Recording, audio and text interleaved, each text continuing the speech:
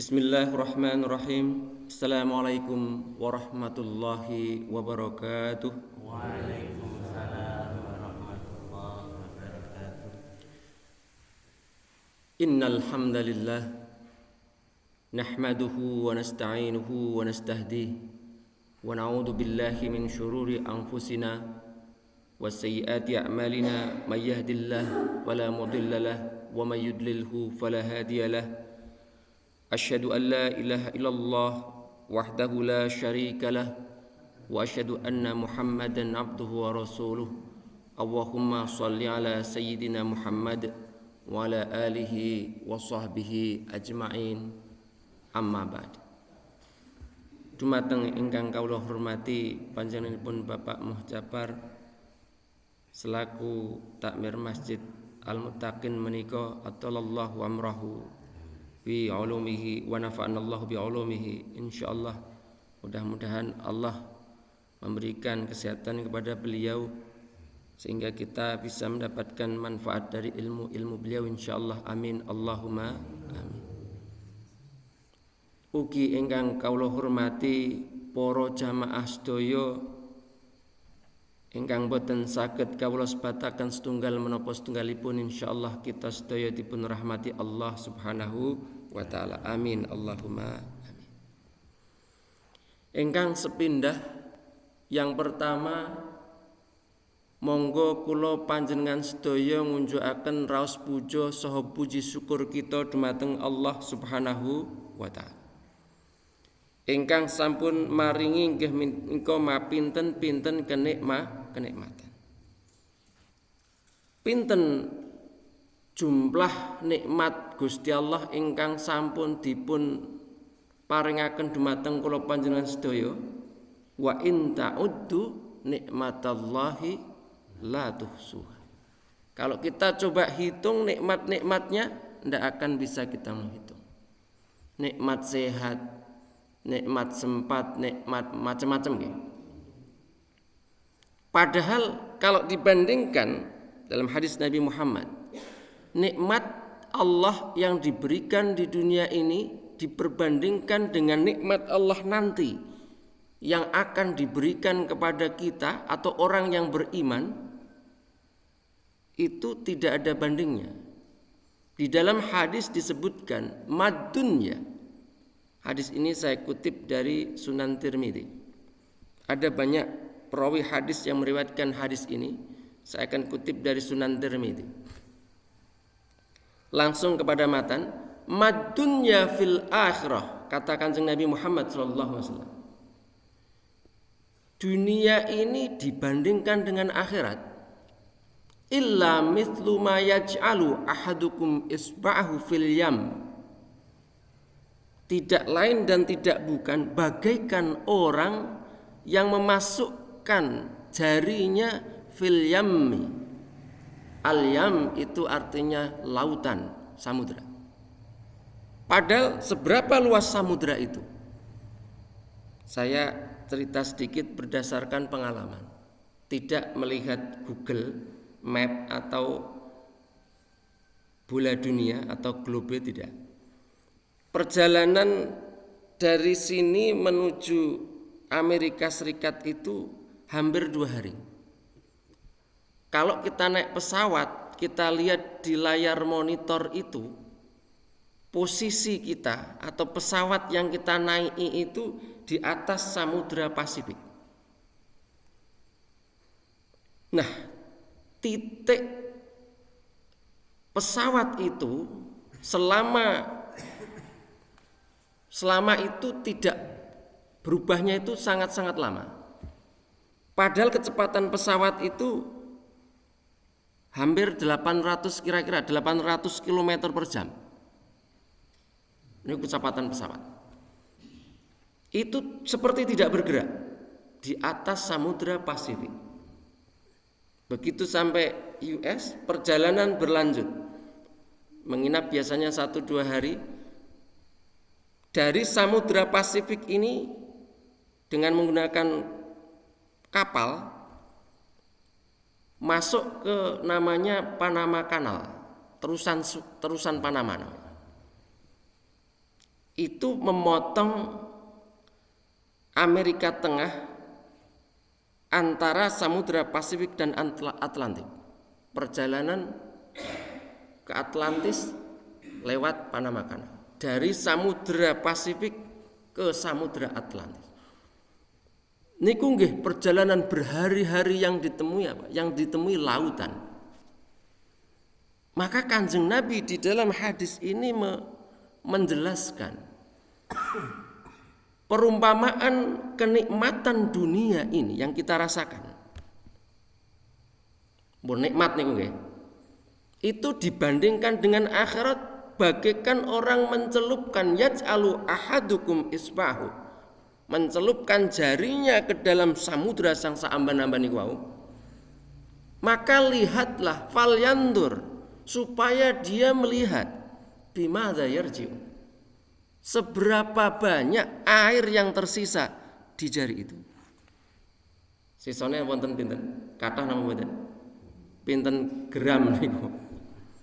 Kita angkat jari kita, ini yang tersisa di jari, inilah kenikmatan yang kita dapatkan di dunia ini. Yang orang-orang kita kadang-kadang suka mengejar-ngejarnya, itu yang kita dapatkan dibandingkan dengan kenikmatan di akhirat. Para rawuh sedaya ingkang kula hormati, maka kita mesti bersyukur kepada Allah atas segala nikmat, terutama nikmat iman dan Islam, yang insya Allah dengan nikmat itu yang akan mengantarkan kita kepada kenikmatan yang langgeng dan abadi. Sholawat ugi salam dumateng junjungan kita Nabi Agung Nabi Muhammad sallallahu alaihi wasallam, ingkang sampun maringi dumateng kita suri tauladan. Mudah-mudahan kula panjenengan sedaya saged mendhet teladan saking Kanjeng Nabi Muhammad sallallahu alaihi wasallam sebagai bekal kehidupan kita di dunia dan akhirat. Para rawuh sedaya ingkang kula hormati, saya akan mengutip saking tafsir Ibnu Katsir. Ini juga saya bawa fisiknya, tafsir Ibnu Katsir. Allah Subhanahu wa taala menerangkan di dalam Al-Qur'an, wa nafsi wa ma sawwaha. Nah, saya terangkan dulu tentang tafsir niki. Beberapa waktu yang lalu tafsir niki menjadi bahan diskusi wonten perguruan tinggi. Kalau saya cerita sedikit wonten perguruan tinggi. Mengapa? Karena di dalam tafsir Ibnu Katsir ini banyak kisah-kisah Israiliyat. Hadis-hadisnya kadang dhaif dari kisah-kisah Israiliyat itu. Apa itu kisah Israiliyat? Kisah yang diceritakan oleh orang-orang Yahudi, terutama ketika mereka itu masuk ke dalam ajaran agama Islam, digunakan untuk menafsirkan Al-Quran. Bagaimana menyikapi itu? Kemudian diskusi panjang. Saya sampaikan ketika itu sabda Nabi Muhammad SAW. Nah, nanti kalau kita buka kitabnya, wonten kitab Sahih Bukhari wonten, Musnad Ahmad bin Hambal nggih wonten. Nanti di dalam berbagai macam tafsir termasuk tafsir Muqatil nggih wonten kathahnya. Bagaimana sabda Nabi Muhammad SAW tentang kisah-kisah orang Yahudi ini? Beliau bersabda saking Abi Hurairah radhiyallahu anhu, sahabat Nabi Muhammad SAW. Kana ahlul kitabi, orang-orang ahli kitab, baik Yahudi maupun Nasrani, yaqra'una Taurata, mereka membaca kitab Taurat bil Ibroniyah, dengan bahasa Ibroniyah. Ini bahasanya orang Yahudi. Wa yufassirunaha bil Arabiyyah, dan kemudian mereka menafsirkan dengan bahasa Arab li ahlil Islami, untuk orang-orang yang beragama Islam. Kapan itu? Ketika mereka orang Yahudi ini masuk ajaran agama Islam. Mereka bercerita tentang kitab mereka sebelumnya, kitab Taurat yang berbahasa Ibrani diterangkan dengan bahasa Arab karena mereka masuk Islam, orang Arab. Sama juga ketika kita membaca Al-Quran dan hadis diterangkan dengan bahasa Indonesia, sami mawon. Maka berkaitan dengan ini, Kanjeng Nabi Muhammad SAW, beliau bersabda, qala Rasulullah SAW, la tusaddiqu ahlal kitab. Janganlah kalian itu membenarkan ahli kitab. Jadi kalau orang-orang Yahudi mereka bercerita tentang kitab mereka, kitab Taurat, kata Kanjeng Nabi, jangan kalian membenarkannya. Wala tukadzibuhum. Akan tetapi juga jangan kamu sekalian mendustakannya. Jangan membenarkan dan juga jangan mendustakan. Waqulu, tetapi katakanlah, amanna billahi wa ma unzila ilaina. Kami beriman kepada Allah dan apa yang diturunkan kepada kami. Artinya apa? Ukuran kebenaran itu adalah Al-Quran dan sabda Nabi Muhammad SAW. Kalau itu ada dan benar di dalam Al-Quran, maka bisa jadi benar juga apa yang disampaikan oleh Yahudi. Tapi kalau itu tidak ada dari Al-Quran dan Sunnah, atau bahkan tidak benar, maka jangan tusaddiqu, jangan percaya. Sebab memang ada kisah-kisah Israiliyat itu yang mengandung kebenaran. Untuk itulah para mufassir termasuk Ibnu Katsir ini, beliau adalah ahli tafsir. Mereka memasukkan ayat-ayat Israiliyat ini. Saya contohkan. Di dalam dongeng orang Yahudi itu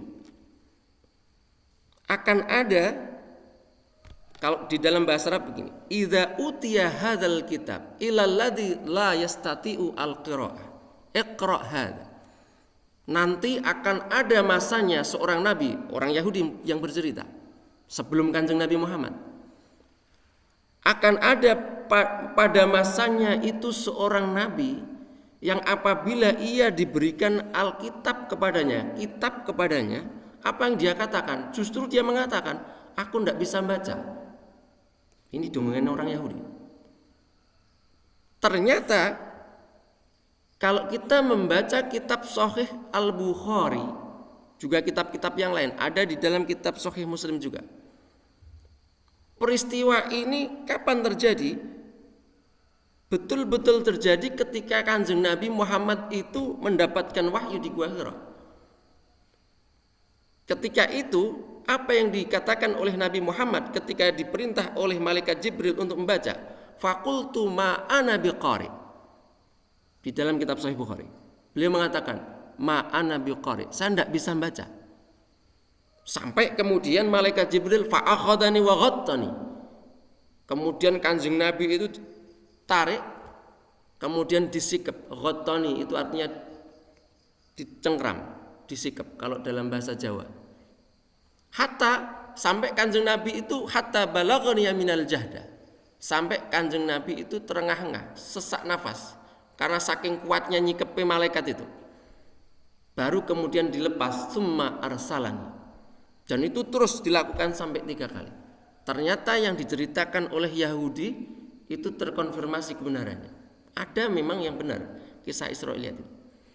Contoh yang lain, di dalam Al-Quran disebutkan, walaqad katabna fiz zaburi min ba'di dzikri annal arda yarithuha ibadiyas salihun. Itu termaktub dalam Al-Quran.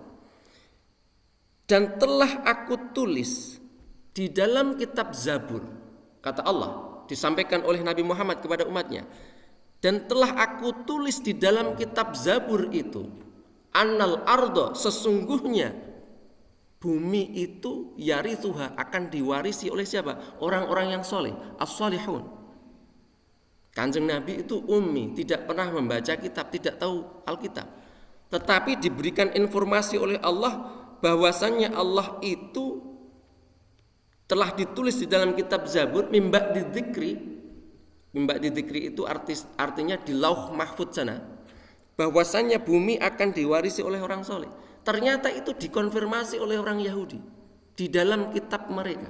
Di mana ternyata? Di dalam kitab Sam. Kalau sekarang itu bisa dibuka dilacak. Di mana? Di kitab Mazmur. Ternyata ada. Maka ada unsur kebenaran. Inilah yang para ulama kadang-kadang kenapa mereka memasukkan kisah-kisah Israiliyat itu termasuk di dalam kitab tafsir Ibnu Katsir itu. Ada kandungan kebenaran dan yang diterangkan tidak masalah akidah. Biasanya hanya masalah seputar bahasa untuk memperkaya daripada kandungan bahasa, makna bahasa di dalam Al-Qur'an. Para rawuh sedaya ingkang kula hormati. Nah, ini saya akan kutipkan setelah saya terangkan bagaimana kualitas dan kapasitas Ibnu Katsir dan tafsir niki. Saya akan mengutip saking tafsir Ibnu Katsir. Wa nafsi wa ma sawwaha, dan jiwa dan penyempurnaannya. Ternyata Allah Subhanahu wa taala menciptakan manusia itu di dalam keadaan yang sempurna. Tidak saja sempurna secara jasmani, ternyata jiwa ini pun diciptakan oleh Allah di dalam keadaan sempurna. Laqad khalaqnal insana fi ahsani taqwim. Itu dalam konteks manusia diciptakan secara fisik. Kita itu sempurna. Kita mempunyai 2 tangan, 2 kaki dan seterusnya dan seterusnya.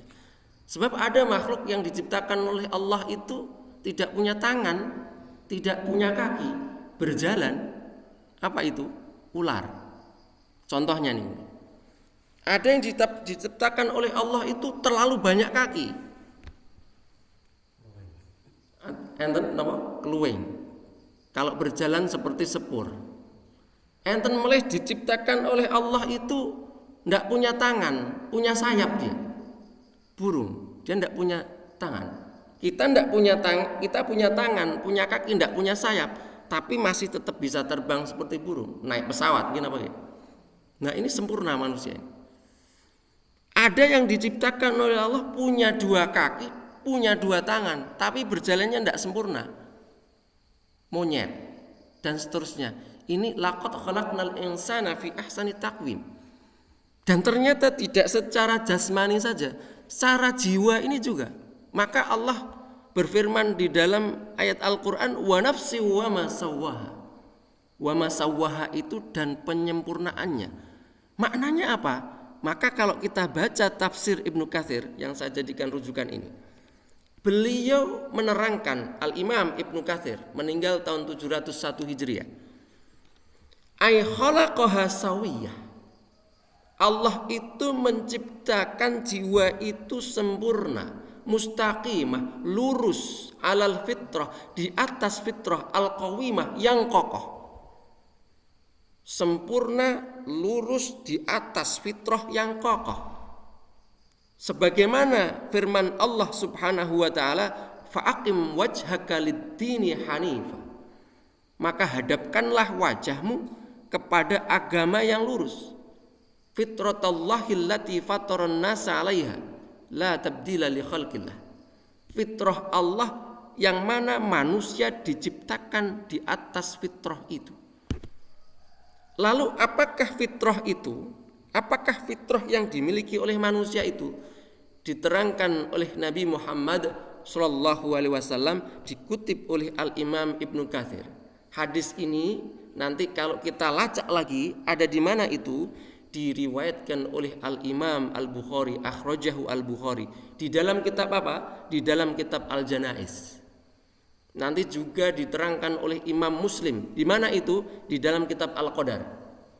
Nanti juga diterangkan oleh Al-Imam Ahmad bin Hanbal radhiyallahu anhu di dalam kitab Musnadnya.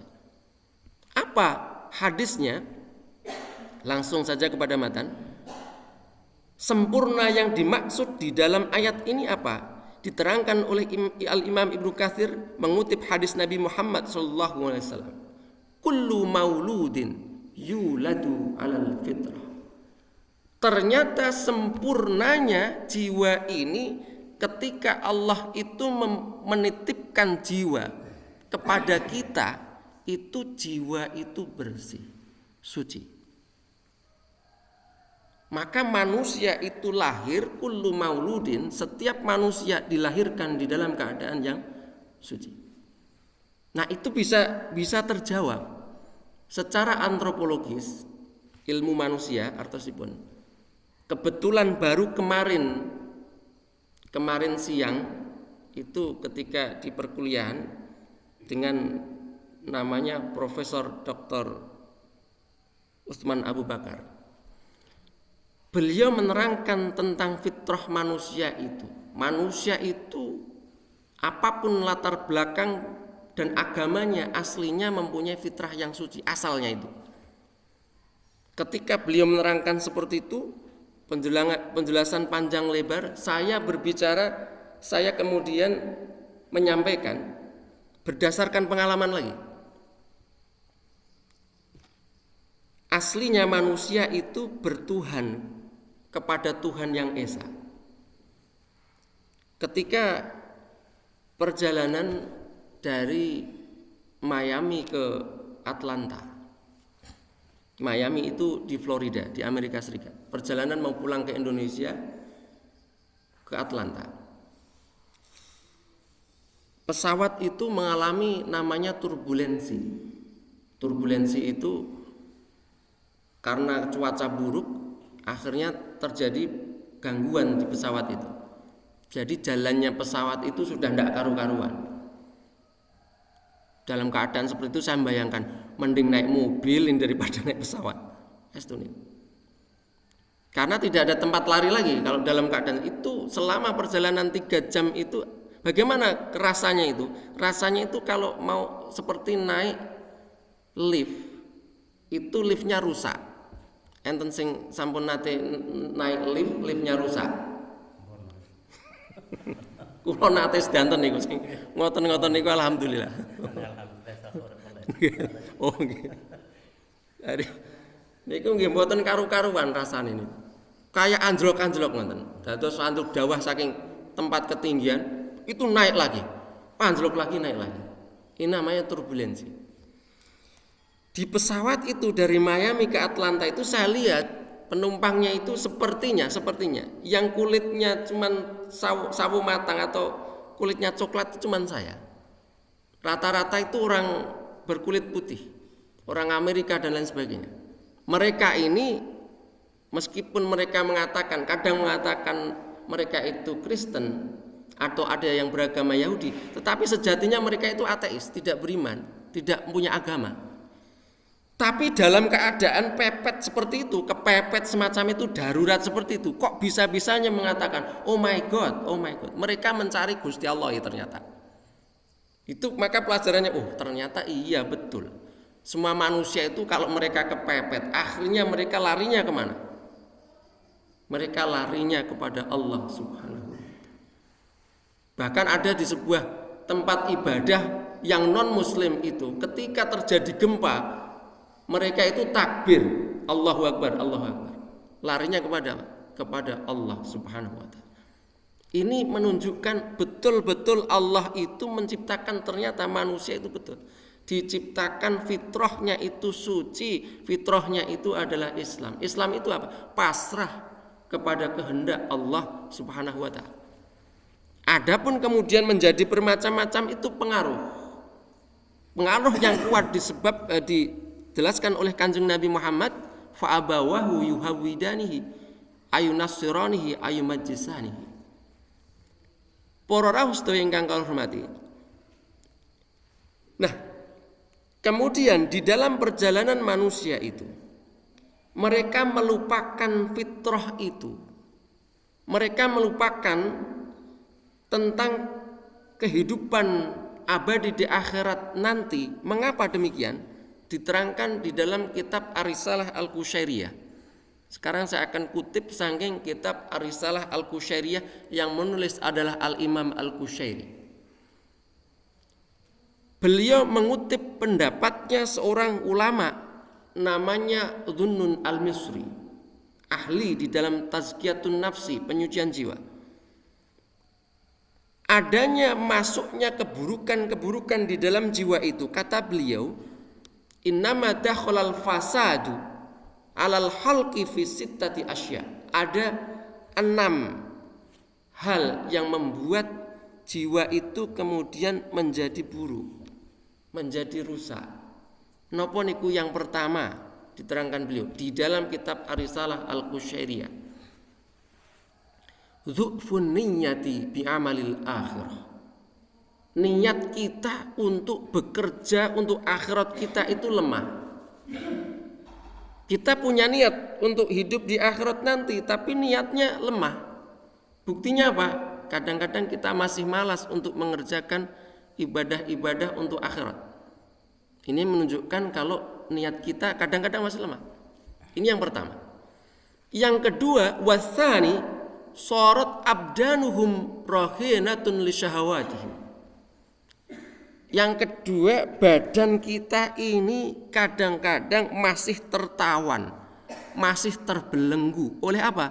Oleh li syahawatihim. Oleh syahwat hawa nafsu kita.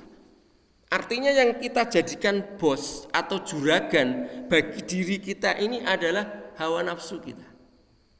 Mencari kesenangan duniawiyah. Niki contoh, mungkin panjenengan pados contoh-contoh piyambak-piyambak. Niki saya contohkan kecil-kecil. Kita itu pengen sekali makan enak, opor ayam misalkan, gulai nggih napa nggih.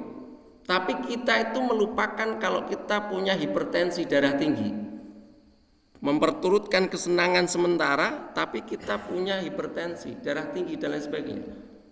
Ini salah satu contoh saja. Kita memperturutkan yang jadi bos ini adalah hasrat kita, nafsu kita saja. Yang ketiga, ini yang kedua. Yang pertama lemahnya niat. Kemudian yang kedua kita menjadikan badan ini terbelenggu, dikuasai oleh syahwat-syahwat. Kemudian yang ketiga napa? Tulul amali. Panjang, tul niku panjang. Panjang angan-angan. Angan-angane dawa. Jikalau. Andai kata jikalau. Andai kata saya semacam ini, nanti di dunia ini saya akan dapat ini, dapat jabatan, dapat macam-macam. Padahal apa? Ma'aqurbil ajal. Ajal itu tidak semakin menjauhi kita, akan tetapi justru qurbul ajal. Ajal itu semakin dekat. Yang keempat, asarur ridho al-makhluqin ala ridhal khaliq.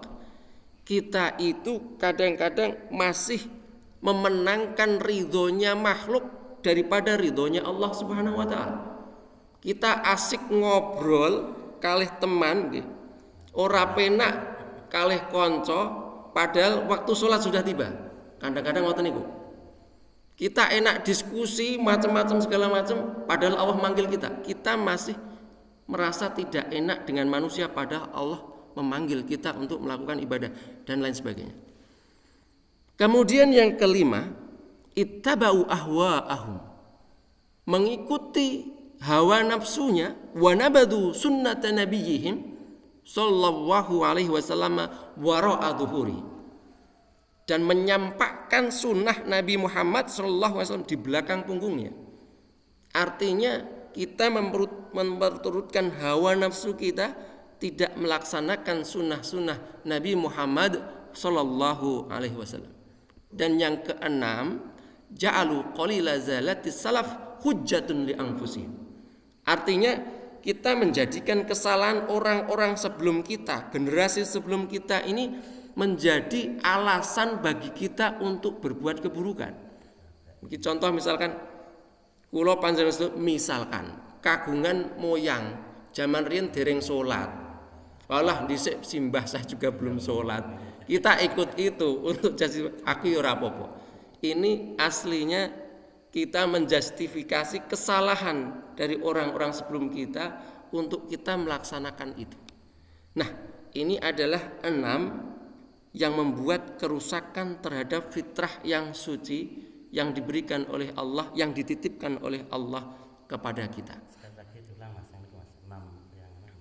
Oke. Dados di dalam kitab Ar-Risalah Al-Qusyairiyah ini ada 6 yang membuat kerusakan kepada fitrah manusia. Yang pertama, dhu'fun niyah, itu lemahnya niat untuk beramal akhirat. Yang pertama. Yang kedua, menjadikan badan kita ini tertawan oleh syahwat kita. Yang kita jadikan bos juragan itu adalah syahwat kita. Yang kedua. Yang ketiga, tulul amal. Kita mempunyai panjang angan-angan, padahal qurbul ajal. Ajal tidak semakin jauh, justru semakin dekat. Yang keempat, atharur ridho al-makhlukin ala ridho al-khaliq. Kita masih memenangkan ridhonya makhluk daripada ridhonya sang khaliq. Contoh ingkang gampil nggih ngoten wau. Dados waktunya salat kita masih asik ngobrol ora penak karo kanca ditinggal salate. Niku contoh. Wal khamis ittabau ahwaahum. Kita mengikuti hawa nafsu mereka wa nabadu sunnatan nabihim, mencampakkan sunnah-sunnah Nabi Muhammad sallallahu alaihi wasallam, tidak melaksanakan sunnah-sunnah Nabi. Yang keenam atau terakhir, ja'alu qalila zalatis salaf hujjatun li anfusihim, artinya kesalahan moyang kita jadikan landasan amal kita. Nah, 6 itulah kemudian yang merusak jiwa yang tadinya bersih diberikan oleh Allah Subhanahu wa taala. Menika ingkang saged kawula aturaken, mbok bilih wonten kalepatanipun nyuwun pangapunten. Billahi taufik wal hidayah. Assalamualaikum warahmatullahi wabarakatuh. Waalaikumsalam warahmatullahi wabarakatuh. Assalamualaikum.